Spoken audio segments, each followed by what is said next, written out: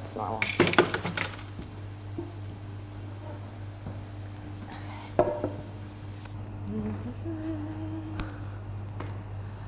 So I thought I would ask you a few questions, just so that if people are nervous to brew, they can have some more information, regarding the tutorial. Yep. Things that I was worried about. How do you know if your SCOBY is healthy?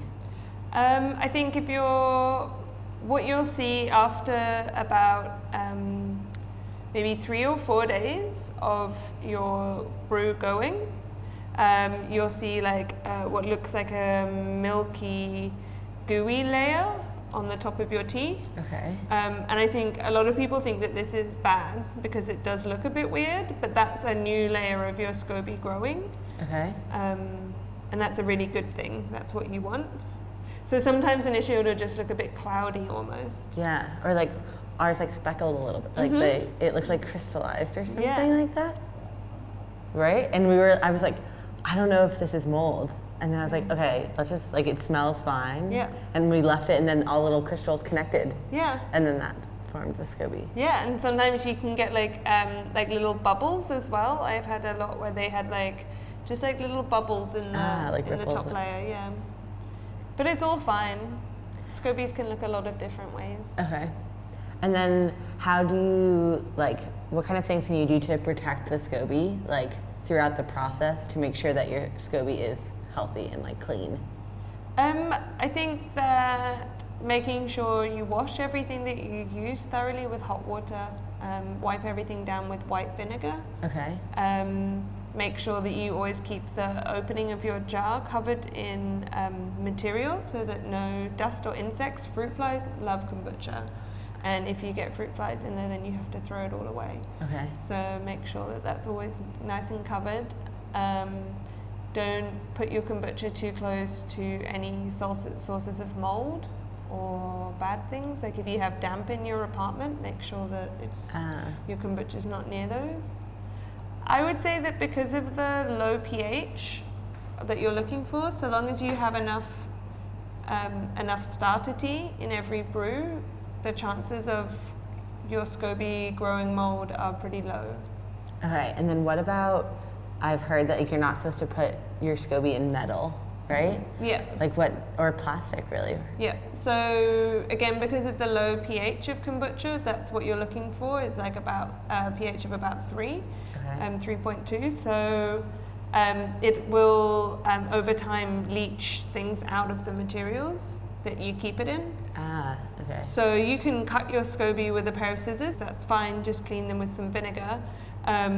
You can maybe touch your SCOBY for a few minutes wearing a ring, that's completely fine, but you don't want it in a metal jar or in a ceramic jar. Okay.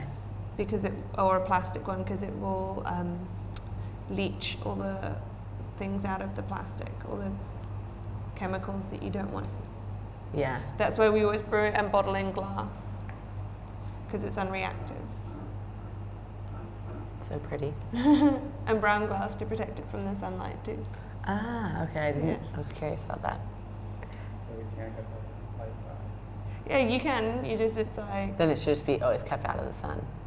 If it's in your fridge at home, it's fine, but these might be sitting in people's chillers in a cafe. Yeah. I mean, what's his name? GT Davis is in. It's glass, yeah. Or light glass. Okay, the other questions that people have. What about exploding? Oh yeah, so I've heard that kombucha can explode. Mm-hmm. Yep. So truth or false? So in the second fermentation, when you don't have your SCOBY, you've taken your SCOBY and your starter tea out, and you've added fruits or spices, and then you strain out your fruit and spices and you bottle it in a nice airtight bottle. If you leave that bottle out for about 3 days because of the extra sugars from the fruit, it can get fizzy, and that's what you want. That normally takes about 3 days depending on what the fruit is. But if you leave it for longer, or the fruit is very, very sugary, like pineapple or mango or beetroot, and then, or it's very warm, so all the gas is expanding very fast and fermenting very quickly, it's going to get really fizzy, like champagne. Weird. These bottles wouldn't explode because they're proper like beer bottles, so they have like a really high PSI. Is that what it's called, like in tires and Yeah, stuff? I don't know. If you have cheaper bottles, then there's a chance that they could explode. Or, you know, you drop them and then it just goes like off the end, just like champagne. Yeah. And also chia seeds. Chia seeds make it real fizzy.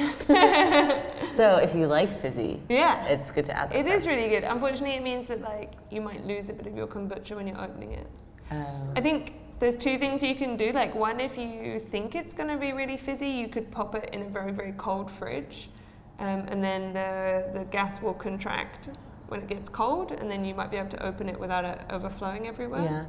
Yeah. The other thing you can do is you could bottle, say if you were bottling 6 bottles of kombucha and they were all pineapple flavored, you could do one of them in like a soft plastic bottle and squeeze it. And then, you know, when the plastic goes hard, it means that the gas is like pushing back, just like in fizzy water. And then that way you know that like all your bottles are going to be fizzy. And they're ready. And then also burp them every day. So after like the second or third day, just give them like a little open and close to let out the buildup of gas. And it's got a little burp. Cool. So what do you think the most fun thing is about making kombucha? I think it's fun because you don't really have to do that much. That's the beauty of like a lot of fermentation, is that you have a little bit of preparation, like a small amount that you have to take care of, and the SCOBY does the rest for you. So when you're out riding your bicycle or shopping or talking to your friends, like your SCOBY's at home like making you this drink, and then you just get to like harvest it. Yeah.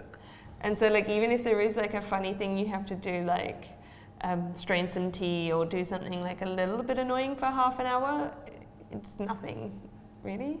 Yeah. For liters of like a healthy drink, which is delicious. Why is it so healthy?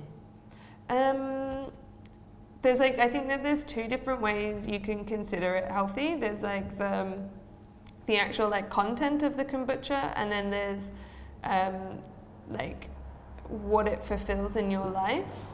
So I think like all fermented foods, it contains like healthy bacteria and things which are good for your stomach and helping maintain like a healthy digestion and like balance everything in your tummy.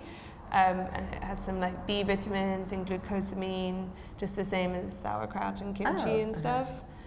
But then also it's a meditation, like all fermentation. And also it can displace unhealthy drinks. Yeah.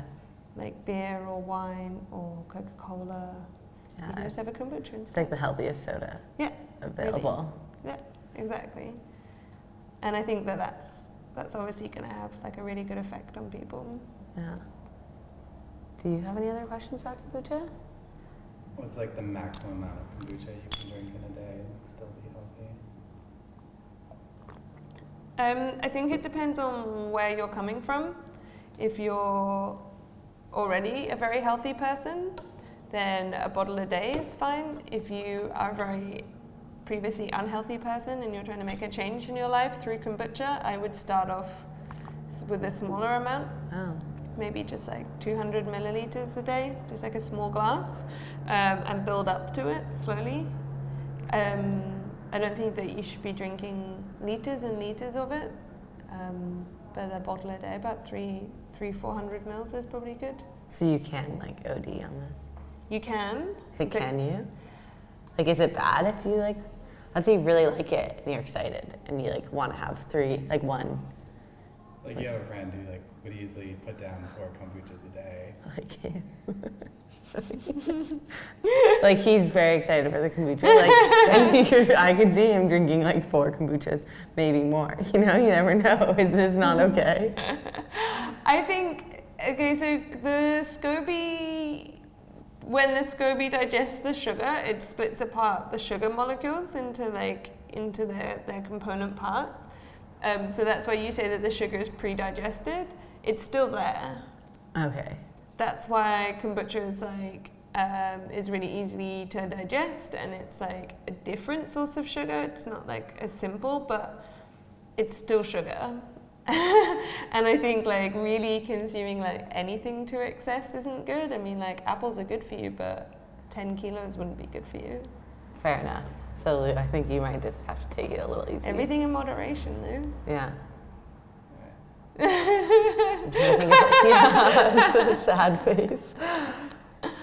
What else? I feel like we have so many other questions. I'm trying to, like, when we're scared to brew, like, I feel like that's the thing, is like getting over the hurdle to actually like start. But I think that that's what's nice with kombucha. Like, I have more trouble with the quick ferments, with sourdough and kefir and stuff, because with kombucha it's like, you know roughly when it's going to be ready, but you also have like a big window to get round to it. You know, like if you're busy, you can pop it in the fridge. Like Okay, your so scooby. yeah, you can do that. Yeah, and just like kind of put it to sleep a little bit. And then... But then you would cover it, right? Like, let's say like I'm leaving Berlin for a month. What do I do with my stuff? Make like a fresh batch of tea with your SCOBY and everything, and then just put it in the fridge with the lid on. Okay. And it'll go to sleep, and it'll just brew really slowly. How do you revive it? Just take it out of the fridge. Oh. But also, like, I think that the window of when the kombucha tastes good to us to when your SCOBY is going to start being starved is really big. So like when you're going to bottle your kombucha after 3 weeks, and the pH is going to be like 3.2 or something, and then as it gets more and more acidic, like it doesn't taste super good to us. It becomes a bit like cider vinegar or something. But your SCOBY is fine. Okay. So you can leave it there for, you know, your optimum brewing time might be 3 weeks to a month, depending on the temperature of your house. But you might come back after 3 months and like it's super acidic, but the SCOBY's okay. Yeah. And maybe that's good. Then you've got like a really acidic batch to use as starter. Yeah, because then you could separate it all out. Yeah. And then also you can use it like vinegar, or you can use it to clean things. It's just vinegar then. Yeah. You should use it in salad dressings. What is Water it down a lot and drink What it. about marinating? You can marinate stuff with it. Have you tried marinating tempeh? No, because all my kombucha gets drunk. New sneaks in it. Yeah, no, it never gets that far. Okay. What's your favorite flavor? I really like the kind of summery ones. I really, really like watermelon. It's a really nice pink color. It's really refreshing. I really like mint and cucumber. They're really nice ones in the summer. So for those, you would use fresh veggies? Yeah, I use fresh cucumber, yeah. And I put mint in and stuff. It's really the soft fruits that I don't trust when they're fresh. Like raspberries or something like that. Yeah. And some of them become really alcoholic. Oh yeah, that was one of my questions. Like, I think a few years ago there was like a scandal in the US because... The scandal is how low alcohol is considered alcohol in America. Yeah, really? Yeah. People were then like saying, most mouthwash is like alcoholic. You're drinking alcoholic beverage at work, and it's like, it's just kombucha. Like, what are you talking about? Yeah. Do you know how many bottles I'd have to drink in an hour to get drunk? But then they started selling like actual alcoholic, like you would get ID'd to buy it. Yeah, well, I think there was like a weird period of time where kombucha, you could buy it without ID, but you couldn't drink it, like, you know, like on a supermarket premises. So it was like half considered alcohol and half not. Yeah. And then they had the extra strength one with the black the wrapping. black. Yeah, I remember that. But I don't see it anymore. Yeah, well, you see, now I think that they have the non-alcoholic and then the kind of alcoholic one, but it's not alcoholic, it's just like above 0.5, because it was to do with consistency. So the story that I heard was a guy wanted to kind of like jump on the bandwagon and make a kombucha company, and he was like the first person in his area to do it. So he went to like the local health authorities in New England or somewhere and was like, okay, I want to make kombucha, I want to sell it and bottle it, make my fortune like everyone. And how do I go about doing this? And the health department said, well, we don't know what this drink is, like we know nothing about it, so we're going to take some and test it. So they told him no, he couldn't do it, and he said if I have to like submit to all these testing and stuff, I think that all the other brands should have to too.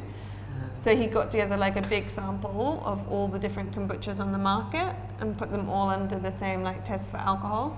And I think what they found was that, yeah, plenty of them were under the threshold and that was fine. Mm-hmm. But a lot of them were just over, or like quite a lot over, and it was this unpredictability. Because I think there's like two things, obviously, like the big companies in the States, I don't know what they did exactly, but they probably used like more industrial brewing methods to speed up the brewing. Yeah. To try and get it moving along faster. Because they're definitely not doing it the same way you do it at home if they're making like millions of bottles. The second thing is that like from when it's distributed from the factory to when the consumer gets it, there's a lot of kind of like limbo time. Like you don't know if the bottles are being kept cold. They might get really warm, you know, they might sit outside in a car park. Yeah. You know, somewhere, and they get really fermented. Yeah, and get really, really fermented. They might also be really old by the time they get to the front of a shelf, if they're, you know, 30 bottles deep in a supermarket. Fair enough. And then you just don't know. But I mean, how alcoholic can it get? I mean, you can make it into alcohol. Oh, okay. Like that's not really a problem. I think that's in the summer, like if it's very, very warm, you know, like here it gets to what, like 30 degrees. So I think pear and rhubarb become like really alcoholic really fast. Good to know. Yeah, like really, you can make your own alcohol. That's super easy. Yeah. And that's to do with encouraging certain yeasts, and like just have a Google and you can figure it out. It'll take you like a day. That's fun. Yeah, but even I think you'd probably only get it to like 2%. And it would still be drinkable. Yeah. Just be like a light perry. But we had all of ours tested and they were low enough to be sold in America like consistently. Okay. And Germany even has like a higher alcohol I was just limit. going to say, but we're in Germany. But we're in Germany where nobody cares. Yeah. But we did say on our bottles that it contains a small amount of alcohol just in case somebody has an allergy, like a really severe allergy, but I guess this contains the same amount of alcohol as like some apple juice contain this amount, and like vanilla essence and stuff, or like if for religious reasons, if somebody didn't want to consume alcohol at all. And that I think is also because we don't use very much sugar. We do like a slow brewing technique, so like it's minimum 3 weeks. Yeah. That's the other thing too. Some people are like, what is the sugar content in this? Or like, what is the caffeine content in this? Yeah. Like, I feel like those are two questions that people want to know a lot. Like, if this is using white sugar, how is this healthy? And is this going to keep me up at night? It still has the same amount of caffeine and sugar as the tea that you make in the beginning. Oh, okay. So it's like a cup of tea is the amount of caffeine. I'm trying to make like a low caffeine version using rooibos. Yeah. So I use like mostly rooibos tea, but then like a small amount of black tea, just for the nitrogen. Yeah. Turn the camera on them. Yay! Fans. See, now they're gonna come back and they're gonna be like, oh my god, they're so cool. They're like celebrity. Camera crew in there. Cheese.